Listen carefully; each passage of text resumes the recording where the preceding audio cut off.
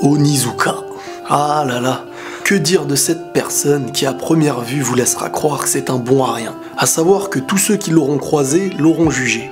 Et pourtant, tous ceux qui l'auront côtoyé auront changé. Comme quoi dans la vie il ne faudra pas juger sur les apparences, car l'apparence d'Onizuka cache bien une grande pensée. Vous savez, dans la vie, beaucoup de gens peuvent croire avec les yeux, mais seuls les cœurs peuvent comprendre. Onizuka est un jeune homme âgé de 22 ans, avec pour bagage un passé de gros délinquant. Ancien chef de gang et coureur de jupons, ça il l'est toujours, et pour vous dire la vérité, Onizuka n'aura pas de quoi remplir un gros CV. Mais malgré tout ça, Onizuka reste une leçon de vie pour nous tous. Il prouve au monde entier qu'on n'aura pas besoin du meilleur des passés pour créer un meilleur futur. Ce qui ressort le plus en lui, c'est sa personne, son grand cœur, mais surtout l'envie de faire naître le meilleur en chacun de nous. C'est vrai qu'Onizuka n'utilisera pas toujours les bonnes causes pour en arriver à ses fins, mais très souvent, lorsqu'il souhaite en arriver à ses fins, c'est pour aider les autres.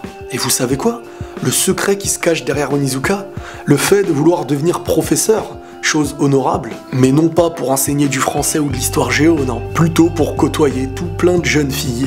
Voilà la raison qui l'a poussé à devenir professeur. Quand je vous dis qu'à première vue il est bizarre, ah bah faut me croire. Toujours aux côtés de son meilleur ami, Ryuji, ancien bras droit du gang qu'ils avaient créé à eux deux. Et le voilà aujourd'hui dans une nouvelle vie un petit peu plus paisible que l'ancienne, et c'est en tant que professeur stagiaire qu'il commencera son expérience, mais croyez-moi, s'occuper de sa première classe ne ressemblera pas à ce qu'il attendait. Des élèves en difficulté, des rebelles, des gangs, et très peu de filles. Voilà de quoi ravir Onizuka, lui qui était venu pour l'inverse de ce qu'il voit actuellement. Après s'être fait humilier en classe par certains de ses élèves, celui-ci aura pour réponse la rue. Il décidera d'utiliser les manières fortes, un petit peu comme il faisait dans le passé, chose à laquelle il avait beaucoup d'expérience, mais de ce côté-là, il utilisera un passé qui est peu honorable pour en faire des choses qui en deviendront honorables. Au final, c'est comme ça qu'il s'est fait des amis.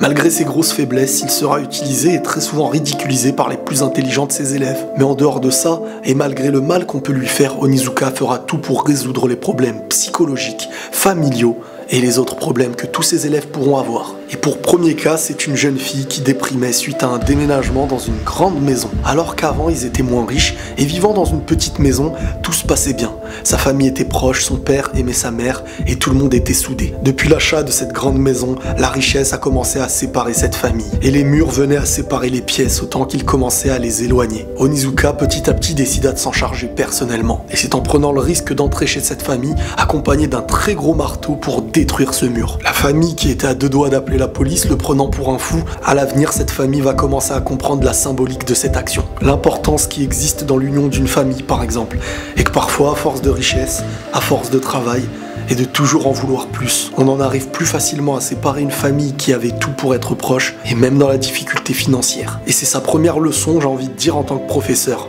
Quand je vous ai dit que ces méthodes n'étaient pas les meilleures, mais que celle-ci faisait naître beaucoup de bonnes choses. Ce n'est que le début de l'histoire de ce professeur qu'on appelle Onizuka. Le voilà désormais en fin de stage, et son contrat se termine avec cette école. Il aura laissé en un court instant une empreinte que personne derrière lui n'aurait pu apporter. D'une classe turbulente et en crise, il aura prouvé par sa turbulence à lui-même que la crise était peut-être terminée. Tout peut changer, et que la souffrance n'est jamais une finalité. On peut toujours s'en sortir.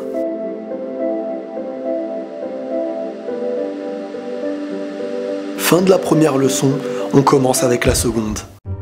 Onizuka, lui qui pensait que la réussite de ce stage lui suffisait amplement pour devenir professeur, il a appris par la suite qu'un examen bien plus complet devait faire face. Connaissant lui-même son niveau scolaire, il était conscient que ça en devenait impossible pour lui. Heureusement que les amis sont là, et son pote Ryuji lui a fait part que dans le privé, il n'exigeait pas le concours d'état pour être professeur, et c'était sa dernière chance à saisir. Alors qu'il était dans les transports et se dirigeait dans l'école, il rencontra une jeune fille de son âge. Et celle-ci, je vais pas vous le cacher, se dirigeait elle aussi pour en devenir une professeure de l'école. À côté de ces deux personnages, un petit vieux pervers qui agissait de manière bizarre. Onizuka lui donna clairement une leçon et continua son chemin. Mais le problème dans tout ça, vous savez c'est quoi? Une fois arrivé pour le concours, il se rendit compte d'une chose très très grave. Le vieux à qui il avait donné une leçon, c'était celui en fait qui allait lui faire passer le concours. Et là, vu comme ça, vous êtes d'accord avec moi pour dire que ça sent pas bon. Et vous vous êtes pas trompé, son concours fut un échec, et alors qu'il s'en allait, il fit la connaissance d'une dame âgée avec qui il parlait de sa vision malgré les échecs qu'il a pu connaître. Il en revenait sur ses défauts, et il commençait à comprendre pourquoi un déchet comme lui ne deviendrait jamais un jour professeur. Mais malgré tout ça, il parla à cœur ouvert à cette dame, et lui expliqua clairement que si un jour il devait en arriver à être professeur, jamais il n'aurait rejeté un élève, et au contraire, il l'aurait toujours encouragé. À ce moment-là, un petit truc. La dame changea son expression du visage et on comprendra pourquoi à ce moment-là. Au même moment, des anciens élèves renvoyés du lycée ont fait leur apparition pour en découdre avec leur ancien directeur. À ce moment-là, Onizuka comprit qu'en protégeant le directeur, il pourrait avoir une deuxième chance et pourquoi pas devenir un jour professeur de cette école. Mais ça, c'était juste avant d'entendre le directeur traiter ses anciens élèves de déchets, de racailles, en expliquant que ces personnes-là se sont lancées dans la drogue et la violence. Onizuka, ayant clairement connu cette jeunesse de délinquance et comprenant que parfois la vie difficile et le rejet des hommes les poussent à faire de mauvaises choses, il se tourna cette fois vers le directeur pour inverser la tendance et lui faire comprendre son erreur à sa manière. À ce moment-là, il expliqua que s'il était normal aux yeux des gens de voir la jeunesse de cette manière, de les rabaisser, de ne jamais leur donner une seconde chance, il n'avait plus rien à faire ici, et le voilà qu'il quitta l'établissement. Le temps passait et alors qu'il devait retirer cette idée de devenir professeur, il reçut un coup de fil de son ami Ryuji qui à ce moment-là lui dit qu'une professeure est venue lui parler et l'école serait peut-être prête à l'embaucher s'il se pointait sur place avant 18 h.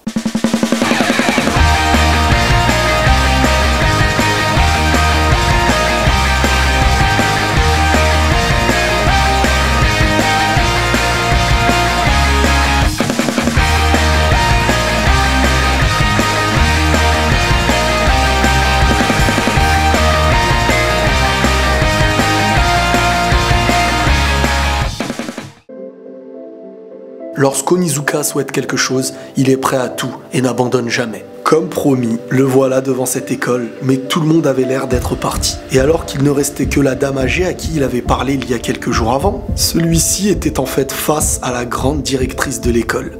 Celle-ci étant en accord avec la vision qu'Onizuka avait du métier, et que malgré tous les problèmes du passé qu'il avait pu avoir avec la police et de la délinquance, tout ça pourrait au contraire lui servir pour mieux connaître les jeunes en difficulté aujourd'hui. Onizuka était donc embauché, et le voilà professeur titulaire de cette école. Comme quoi il n'aura fallu à Onizuka uniquement sa sincérité.